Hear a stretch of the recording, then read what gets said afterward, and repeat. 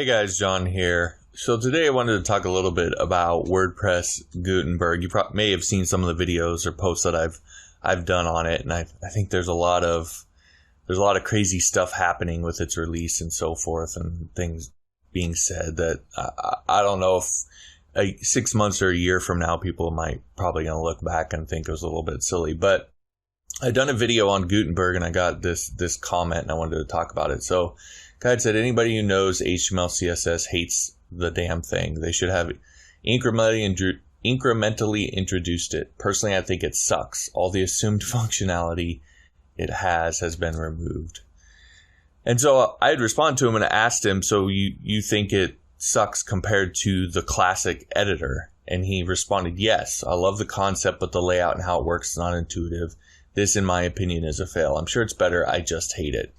And I got to be honest with you, like when I hear this stuff, I really don't get it, because I specifically asked about the classic editor, and I would just love to know what you can do in the classic editor that you can't do in Gutenberg. I mean, if you're one of those people that just wants to type a blog post and you're not concerned about all the extra layout stuff and all that, you can still do that. There's nothing in Gutenberg that keeps you from doing that. And it's simple. You just press enter and keep typing just like you would in the classic editor. So I don't really get from that perspective what about Gutenberg is so bad.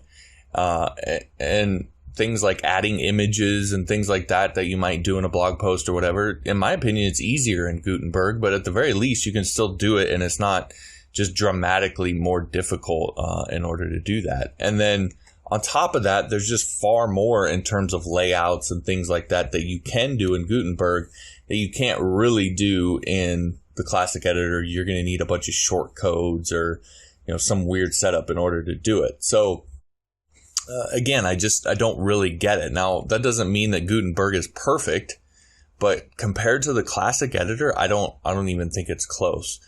And then a lot of people have brought out this whole rollout thing. And again, I don't really get it, because Gutenberg, I had to look it up, but as early as the summer of 2017, it seemed like people were talking about it. There's been a plugin that's been out for about that long. So we've known Gutenberg was coming for close to a year and a half. So if it's something that sort of hit you by surprise, I mean, it's been sort of one of the slowest moving curveballs that you'll ever see. So again, call me crazy, but I just really don't get what all of the hubbub and all the criticism about Gutenberg is. The only way that I can see that you would call it crap is if you compare it to other page builders like Elementor, Divi, or Beaver Builder, or those things. And that I get. If that's the comparison you're making, okay, I get it. But you have to realize that's not what it is. It's not what it's trying to be, at least right now. Right now it is a post editor. It's not meant to replace Divi or Elementor or Beaver Builder. It's meant to replace the classic editor. And so in that sense, to me, it's a massive improvement. And again, I just don't get what all the ruckus is about. But of course, it's your life. You can do what you want. So do what you want to do. I just think that most of the people criticizing it will be using it soon enough, because that's what always tends to happen. And I think the bigger, deeper thing here is that there's a lesson in that if you're involved in technology. People are horrible at predicting what technology they'll use. How many people said that the internet was dumb when it came out and that nobody would use it? It would never be used for business or commercial purposes. I heard that I don't know how many times. And yet here we are. Smartphones, same thing. Social media, there's all of these different things that people said that they would never use that we all basically rely on and are addicted to these days. And so how many of those people that said that are now using those things today and use them obsessively? And that's just how it goes.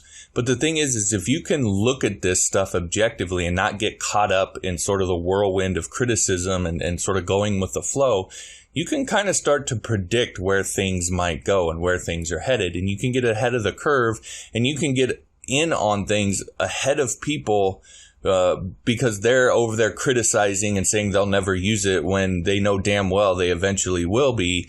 You can be the one to get ahead of the curve, start building products and services, outcompete those who get left behind, all of those sort of things. You can do that and get ahead of the curve, and it can be a tremendous opportunity for you if you can see those things sort of coming.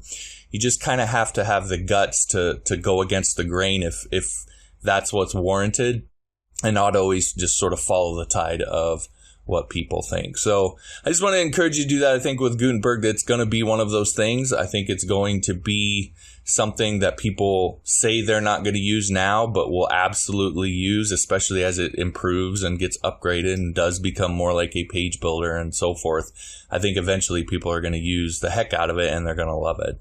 And so now is a good opportunity for you to get in ahead of the curve when it comes to that. So in any case, if you're one of those people who wants to do that and you just want to dive in and learn Gutenberg and you don't want to have to just learn yet another piece of software all on your own, I do have a course, the Beginner's Guide to WordPress Gutenberg. Is going to teach you everything that you need to know about working with Gutenberg. Probably some things that might be a little bit difficult for you to notice or figure out on your own and so forth. So if you just want to dive in and learn it and get ahead of the curve, and you're not into the debate and all that sort of thing, that course is a good way to do that. You can get no cost access to it over on Skillshare.